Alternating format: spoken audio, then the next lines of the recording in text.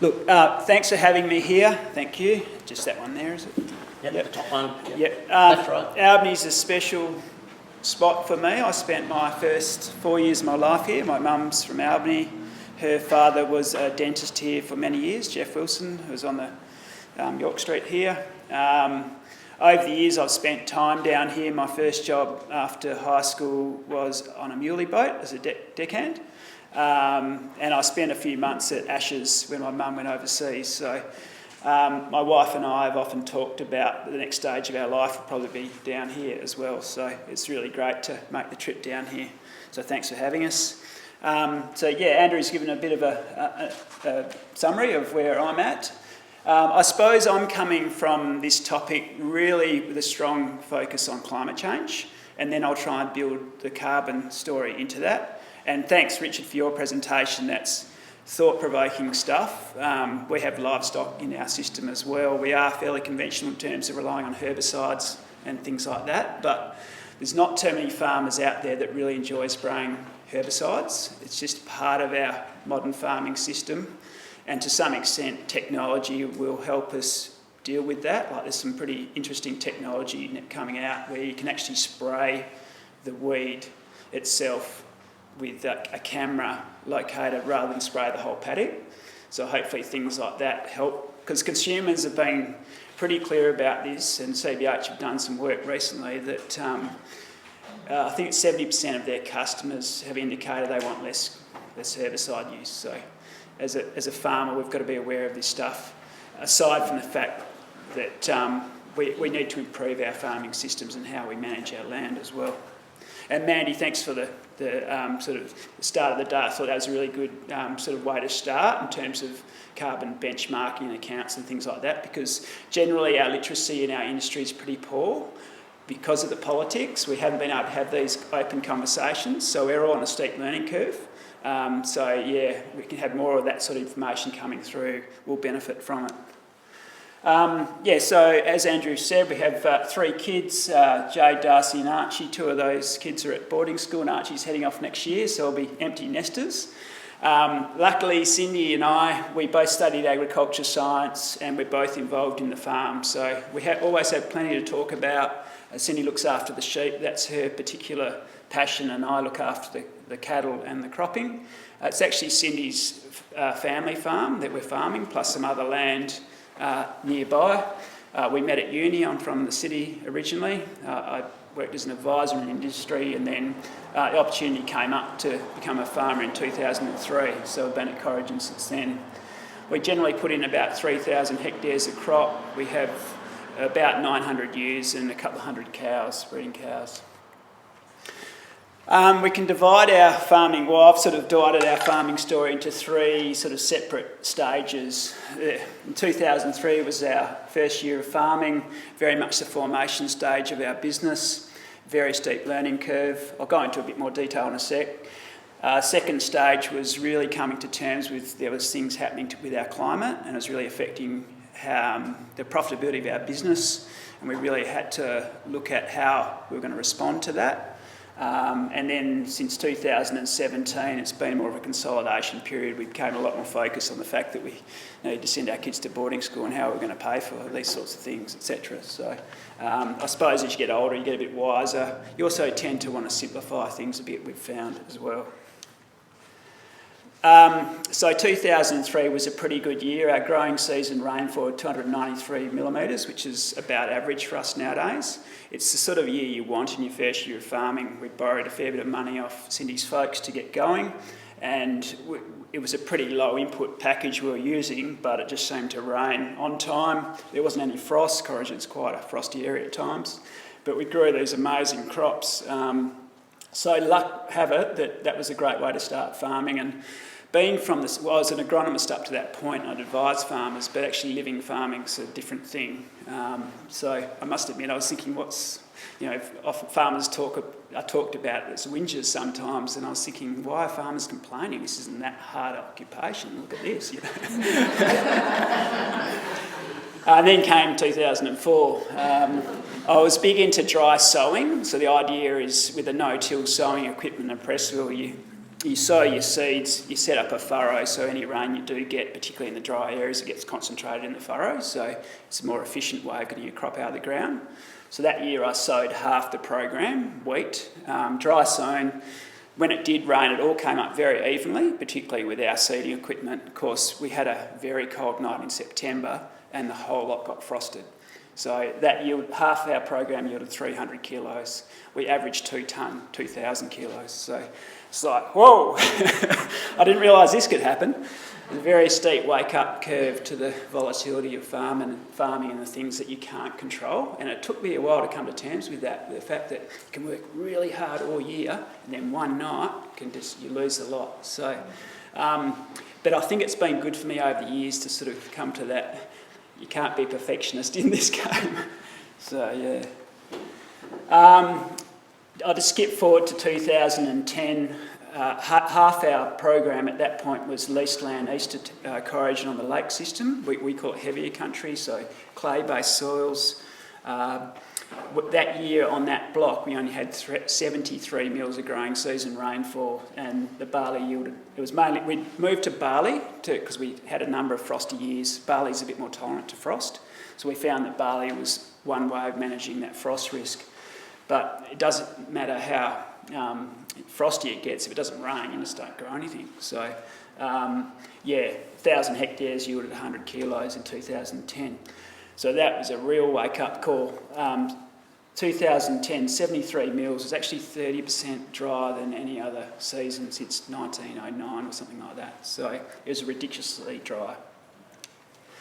Although on our home block on the sandier country, we had a little bit more rain. We'd sowed very early in April, which was pushing that early sowing window, and we still grew 1 tonne per hectare on a sandier soil type. So the sandy soils don't tend to hold on to the moisture as tightly as clay-based soils. So, and that was all with our latest no-till sowing equipment. So it is amazing what you can achieve.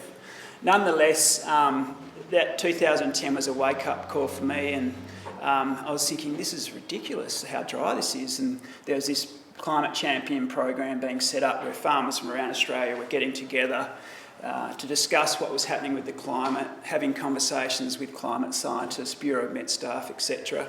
And these farmers from a range of different farming sort of enterprises, whether it's cattle, sheep, grapes, cropping or whatever.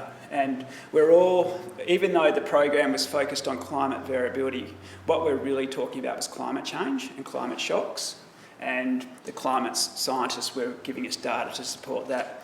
So it really focused my thinking and my investigations into my local climate and what was happening in Corrigin.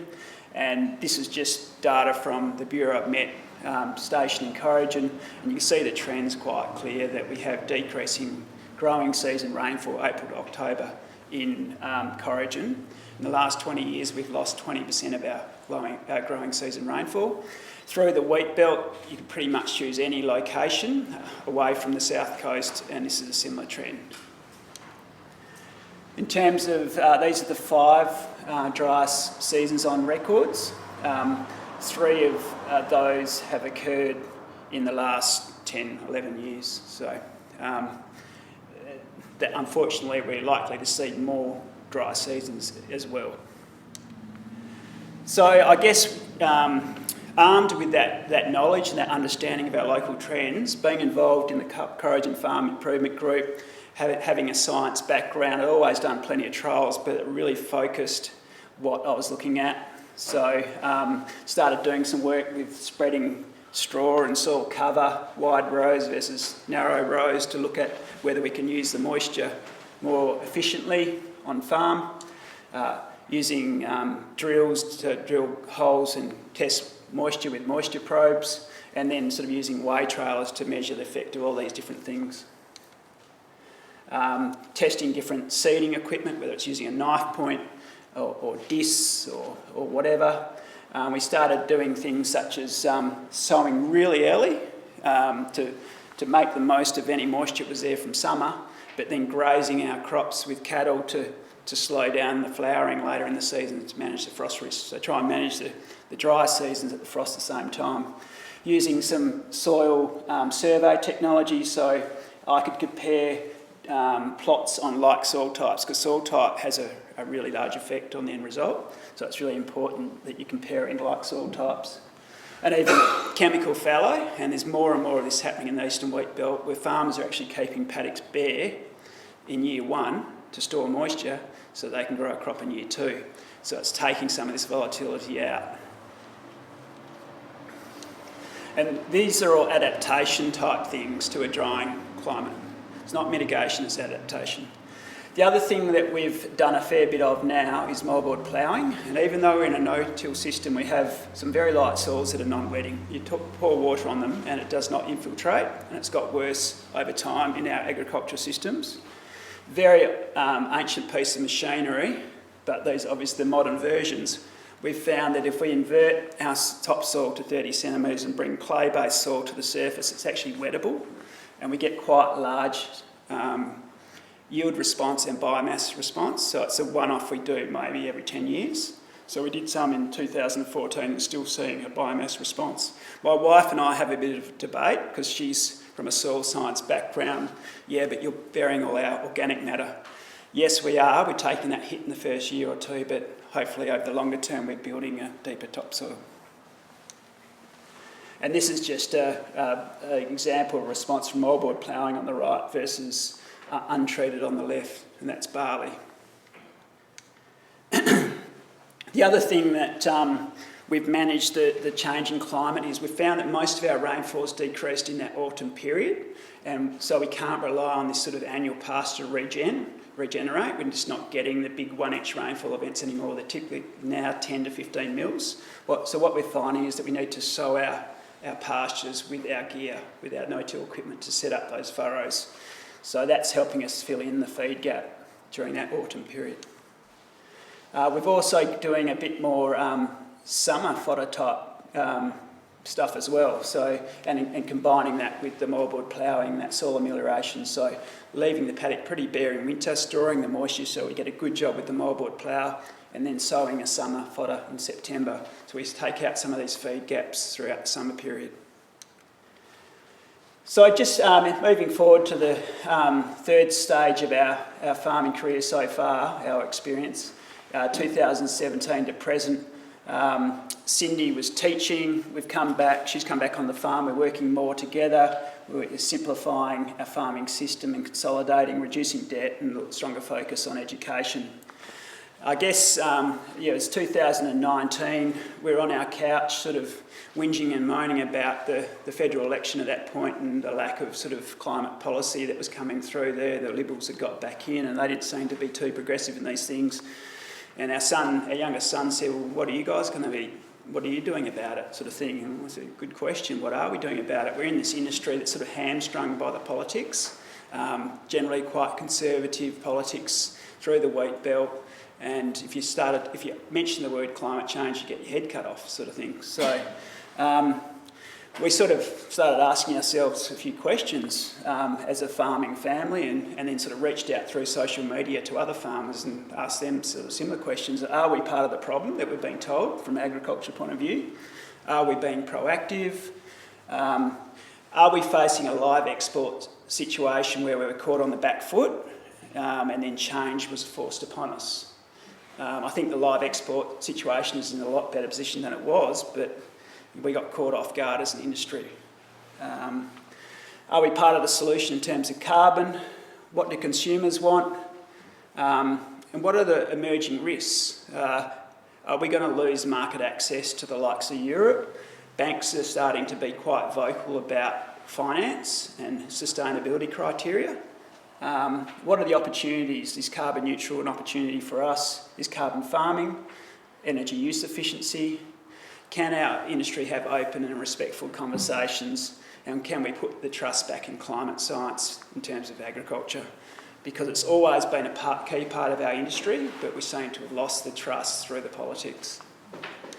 So out of all that, we held a forum at UWA later that year in 2019. We had 70 people along from our industry, and including the Minister for Agriculture opened the day.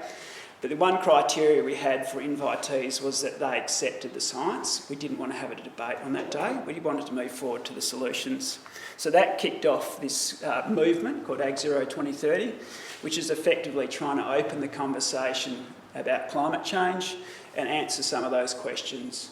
And we've got a sort of presence on social media, and recently we held another forum at UWA with the supply chain talking about carbon neutrality, decarbonisation and things like that.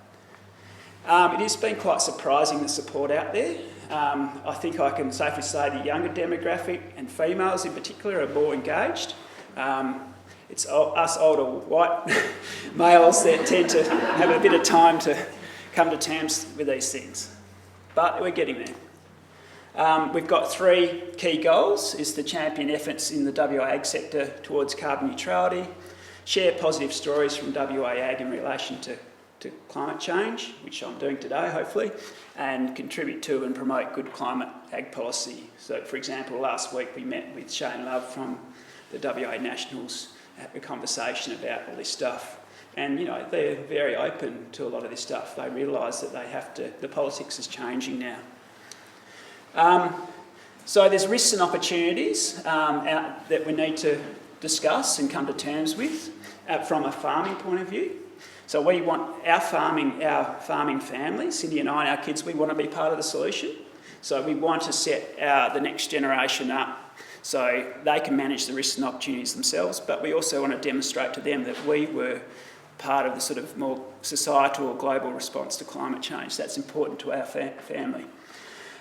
We grow canola and barley. Canola goes to European sustainable market. Their criteria is changing. Barley in particular, particularly into the beer market, the malting market, a lot of the major brewers are now going towards carbon neutrality or are already there.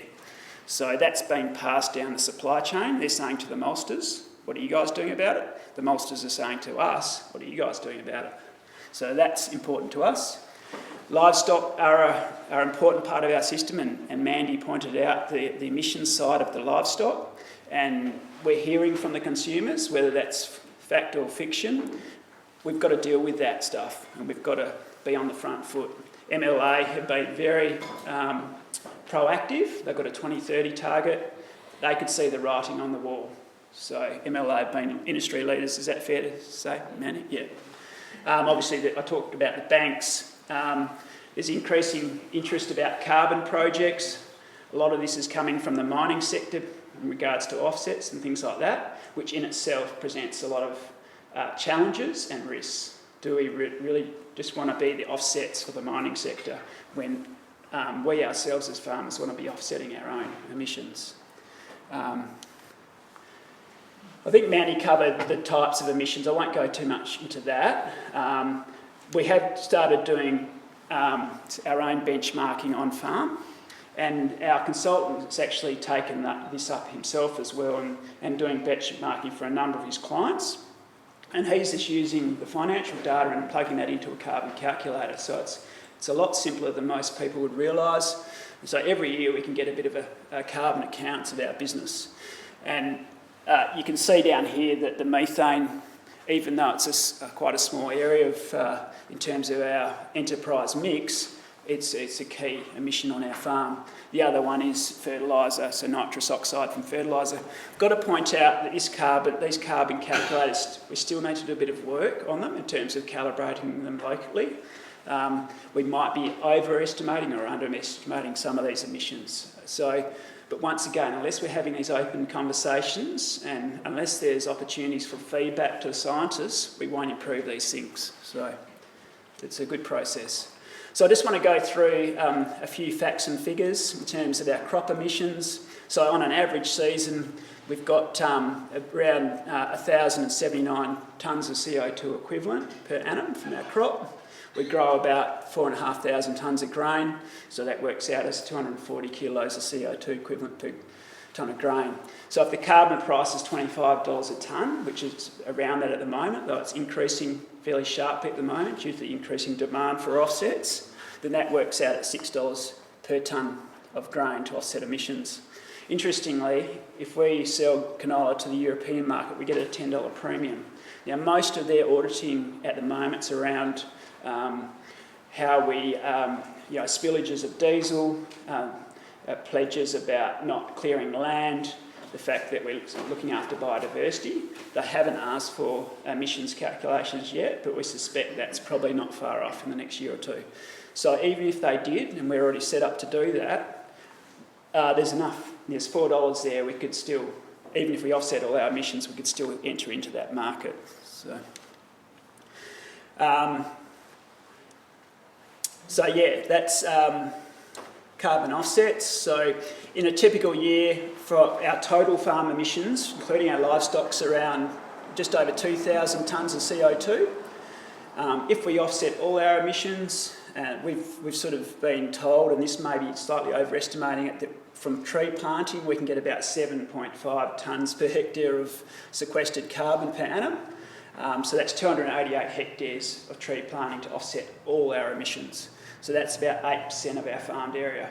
Now we're going through a bit of a process at the moment because around 10% of our area we reckon we shouldn't be cropping anyway. It's very light sand. It's sort of not productive country. We'd have to do a lot of work to make it productive. Plus we want to have more native vegetation in our landscape. We want to improve biodiversity and things like that. So we think that's achievable, but tree planting is expensive, so it's a sort of one-off cost of $1,000 a hectare. So yeah, 288 hectares, how are we going to fund that? So these are the sort of questions we're asking ourselves at the moment. And there's investors out there who will help you fund the tree planting, but they'll take the carbon credits in return. And it started off at 50%, but then another investor will come in and say, okay, we'll only take 25. So the market's sort of playing out like this. It's just really important we don't jump into a carbon market without being fully informed and understanding all this stuff sort of thing. The other thing is we want to retain most of the carbon credits ourselves as an asset in our farming business, so we can control them. We can also use them in succession. So this is sort of an example. These aren't managed carbon projects, but this is sort of some saline area here. And we're doing sort of bulk plantings of mixed species, and Cindy's really focusing on native species that we can graze as well, so we can get co-benefits. And when you talk about natural capital, in these markets, you might be able to get some premiums for, say, $1 a tonne, $1 a hectare or whatever of a project to manage that salt area as well. So these markets are emerging as well, whether it's salinity, erosion, biodiversity. As long as you can measure it, it may have a value. So that's the offset side in terms of reducing emissions. Mandy spoke about Asparagopsis, so hopefully there's practical applications on farm for that. There's other things we're looking at as well, such as vetch, legumes, relying less on nitrogen fertiliser. That's sort of a no-brainer, and it's sort of old technology that we hopefully will bring back in. More efficient fertiliser application. Once again, we can use some of the precision farming techniques and things like that, so we're really targeting where we put our fertiliser to more efficient application. And renewables, solar, electrification of farm equipment and things like that. Just from a soil carbon point of view, just to finish off with, typically WA ag soils in the wheat belt, soil carbon levels around 1%, which isn't high, it's quite low. We've got an old ancient landscape, quite eroded, and lower rainfall areas. So just as an example, in the top 10 centimetres, soil with a bulk density of 1.2 grams per centimetre cube, there's 12 tonnes of soil organic carbon stored.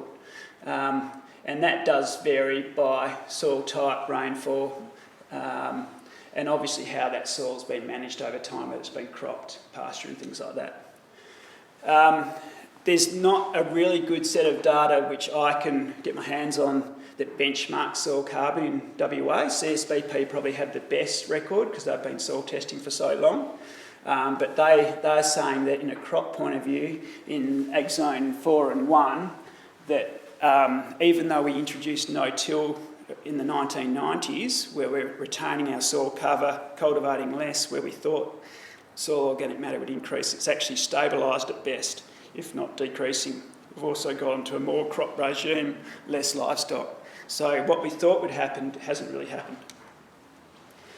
In terms of soil carbon projects, you'd register a soil carbon project through the Clean Energy Regulator. They need to be minimum 25-year projects. You need to do extensive soil baselining, soil sampling and soil testing, which is quite expensive. You have to show that you're changing practice and that you're increasing soil carbon to be granted a carbon credit. So it's called additionality. So you can't just keep doing what you're doing now. And you've got to show that it's a permanent storage of soil carbon.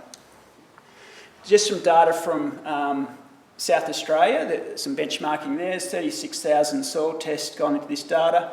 I just want to point out this particular graph here. What have we got? Yeah, this one here.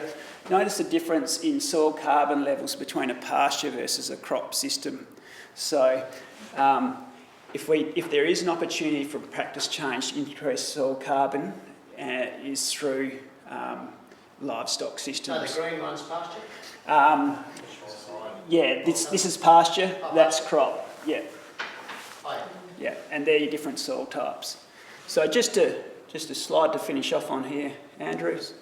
So just if I use the South Australian data and a loamy sand, because we tend to be sandy soil types in the eastern states, and from those graphs, if I, assuming, this is probably exaggerating things, but just for the sake of the exercise, pasture soil organic carbon was 2.1% and crop was 1.1. It's about 1% difference there, so the 17 years of soil testing data, that's 12 tonnes difference. So that's 0.7 tonnes a hectare soil carbon benefit per annum. To get it to CO2 equivalent for 0 to 10, you've got to times it by 3.67. So emissions for our farm, we've got 3 tonnes of CO2 equivalent per hectare per year. So take the soil carbon benefit, assuming we got that benefit, would be down to 0.4 versus a crop. So it's just to show that livestock get a bit of a bad rap with their emissions, but if they're offsetting themselves through soil carbon, it's another way of sort of demonstrating that, it's not so bad after all. Just finishing off, that's a picture I took about a week ago. That's a mixture of millet, sweet Sudan grass and forage sorghum on some soil that it was ameliorated in September, sown with summer species, and graze with cattle. So we've fixed our non-wetting. We generally put lime on as well. I think this is a sort of system where we can manipulate our soil carbon. So we need to get some numbers around that. These guys are releasing methane, but what's happening down here, get this whole equation happening. So so thanks very much.